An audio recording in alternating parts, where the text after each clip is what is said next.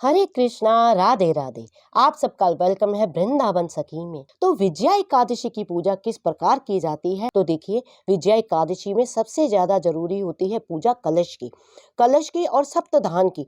देखिए, ये मैंने खड़े जो अनाज घर में ही होते हैं आपने वही लेने हैं।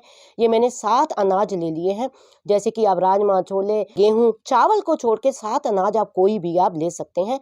और इस प्रकार आप इसको यहाँ रखिए। और मेन विशेष जो पूजा होती है, कलश की पूजा होती है।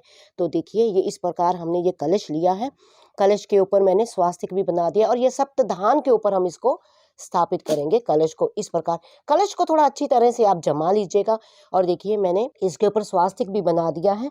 और सबसे मेन हमने अब इसमें क्या करना है, कलश को मैंने कंठ तक भर लिया है। कंठ तक भरने के बाद कलश में हम डालेंगे, ये देखिए, ये हल्दी है, सुपारी है, इलायची है, लौंग है और एक सिक्का। ये 5 चीजें हम कलश के अंदर डालेंगे। और मेन विशेष आपने ये देखना है कि कलश कंठ तक भरा हो, क्योंकि विजया एकादशी में कलश की ही विशेष पूजा होती है। तो कलश हमने स्थापित कर दिया और कलश पे लगाने के लिए हमने लिए हैं अशोका के पत्ते। आप आम के पत्ते ले सकते हैं, पंचपल्ल में कोई भी पल्लव आप ले सकते हैं। तो देखिए, उनकी पूजा भी हमने कर ली है। अब हम कलश में इनको लगाएंगे। इस प्रकार से हम कलश में रखेंगे पत्तों को और उसके ऊपर हमने स्थापित करना है नारियल। होते हैं तो हम सर्वप्रथम गणेश जी को स्थान देंगे, क्योंकि बिना गणेश जी के कोई पूजा नहीं होती है। तो हमने तिल डाले हैं। गणेश जी को इस तरह से स्नान कराएंगे, इनका स्वागत करेंगे गणेश जी का। ये देखिए, तिलक हम करेंगे गणेश जी को, जनेऊ धारण कराएंगे गणेश जी को और भेंट में हम इनको देंगे कलावा। तो देखिए, फागुन की पूजा है। फागुन की पूजा बिना गुलाल के कभी नहीं होती है। तो थोड़ा सा गुलाल लगा के हम पुष्प के ऊपर गणेश भगवान जी को अर्पित करेंगे। तो देखिए, अब हम इनका पूजन कर रहे हैं। इस प्रकार हमें इनको चंदन, रोली, हल्दी, सब तरह से इनका पूजन करना है। और भेंट स्वरूप इनको भी हम जनेऊ चढ़ाएंगे और भेंट में हम इनको देंगे कलावा। कलश पे भी हम चढ़ाएंगे अबीर और पुष्प। तो देखिए, नारायण स्वरूप भगवान श्री राम, उनकी भी पूजा कर सकते हैं। तो इसी तरह से आपने जो है विजया एकादशी पे इस प्रकार करना है। कलावा हमने चढ़ाया है और ठाकुर जी को भी हम जो है अबीर गुलाल भेंट स्वरूप देंगे।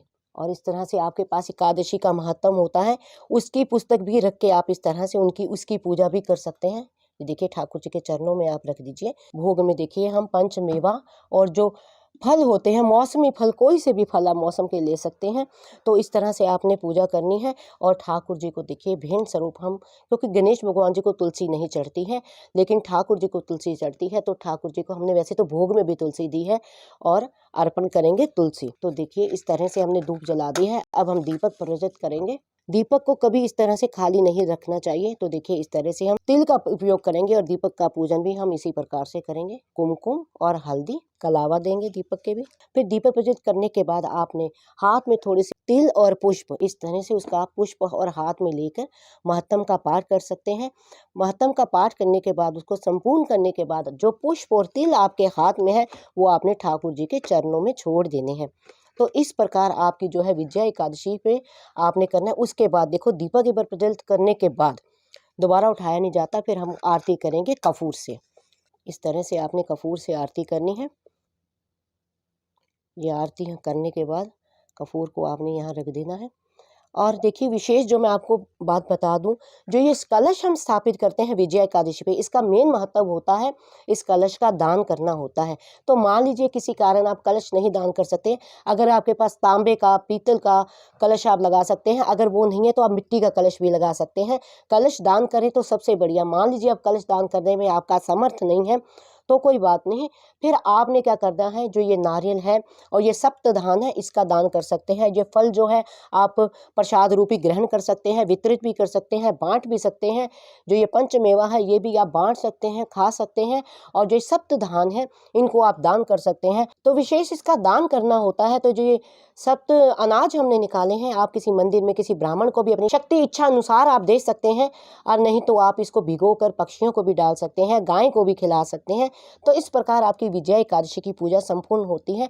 बाद में हम भगवान से हाथ जोड़कर क्षमा याचना, अपनी की गई पूजा में जो कमियां रह गई हों, कोई गलतियां हो गई हों, तो उसकी क्षमा याचना मांगेंगे। तो विजया एकादशी की पूजा इस प्रकार कीजिए। आई होप आपको पता लग गया होगा कि विजया एकादशी की पूजा हमें किस प्रकार करनी चाहिए। ये जो सामान है इसका बाद में क्या करना चाहिए, और चौकी हमें अगले दिन सुबह उठानी चाहिए भगवान की। तो फिर भी अगर आपके मन में किसी तरह का कोई प्रश्न हो, कोई क्वेश्चन हो, कोई क्वेरी हो तो मुझे आप कमेंट बॉक्स में लिखिए। अगर आपको ये वीडियो अच्छा लगा हो तो इस वीडियो को लाइक करना, शेयर करना, सब्सक्राइब करना ना भूलें। हरे कृष्णा, राधे राधे।